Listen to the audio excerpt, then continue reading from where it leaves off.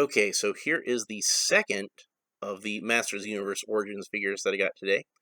And this is Jitsu, Evil Master of Martial Arts. And you can see in the package, he has that shiny chrome hand, just like the original one had.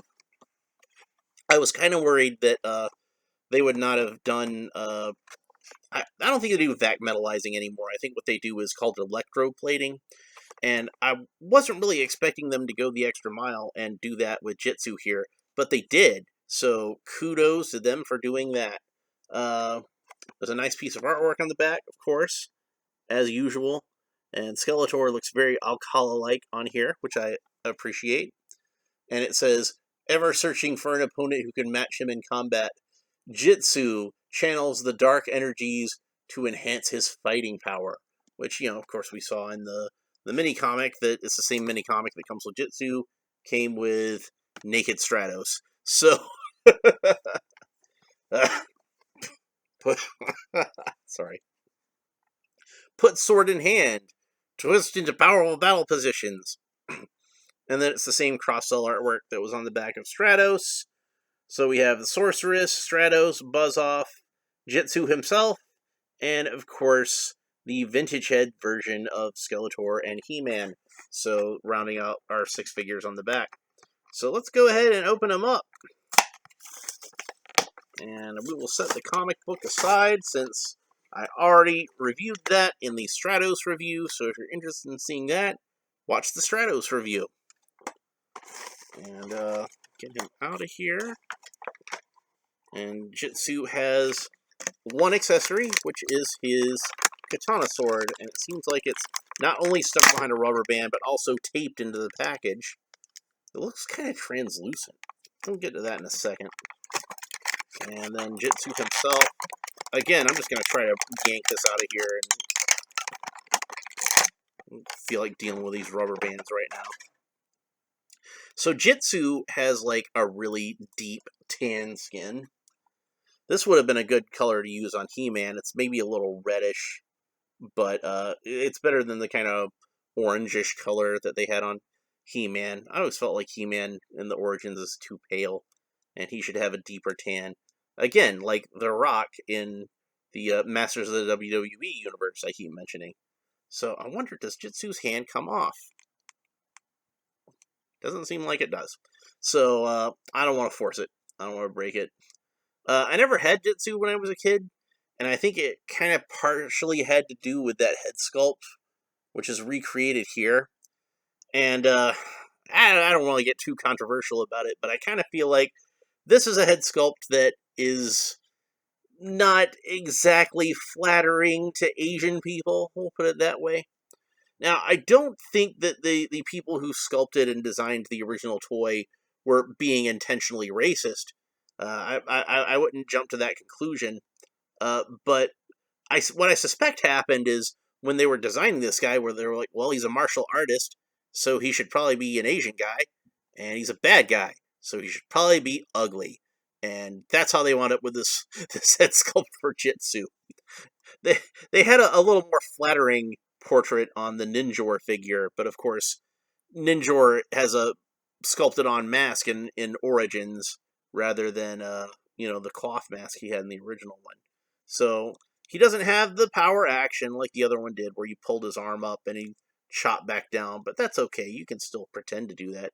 Man, is that chromed glove awesome looking. Look how shiny it is. And in hindsight, I'm sure it will remind a lot of people of the Infinity Gauntlet. I'm sure a lot of kids who grew up with the Avengers movies and are familiar with the Infinity Gauntlet, that'll be the first thing they think of. But yeah, and he's got the armor that Jitsu has, and like how they did with Fisto and Clampchamp, it's not two separate pieces like the old one, but rather it's one soft piece of plastic that kind of fastens around him at the bottom.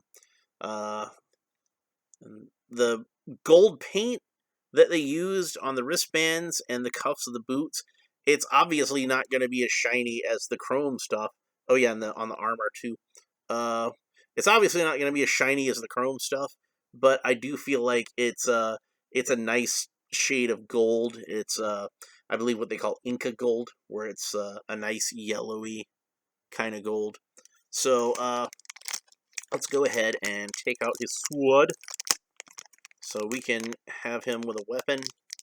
And I wish I'd thought about it at the time, like before I started shooting this, and I could have gotten Ninjor and compared their swords.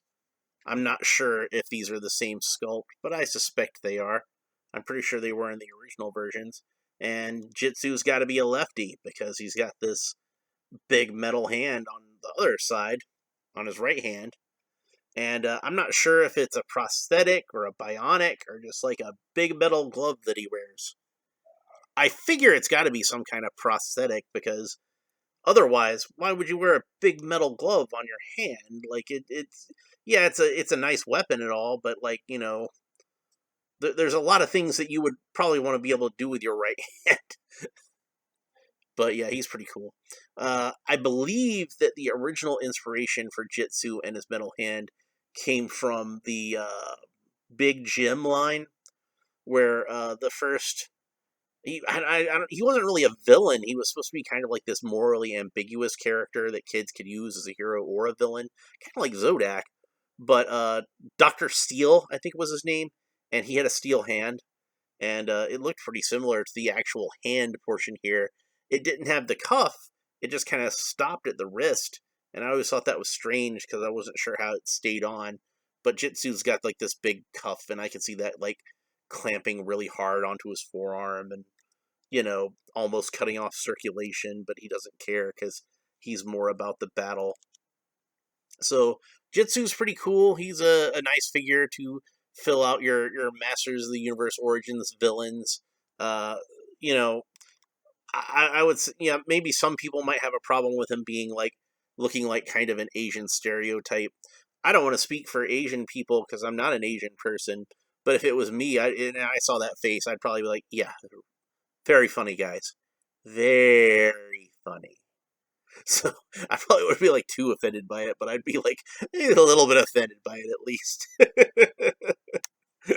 But yeah, I'm kind of surprised they went with the old Jitsu head sculpt just because of that, and people are a lot more sensitive to racial stereotypes and things like that these days.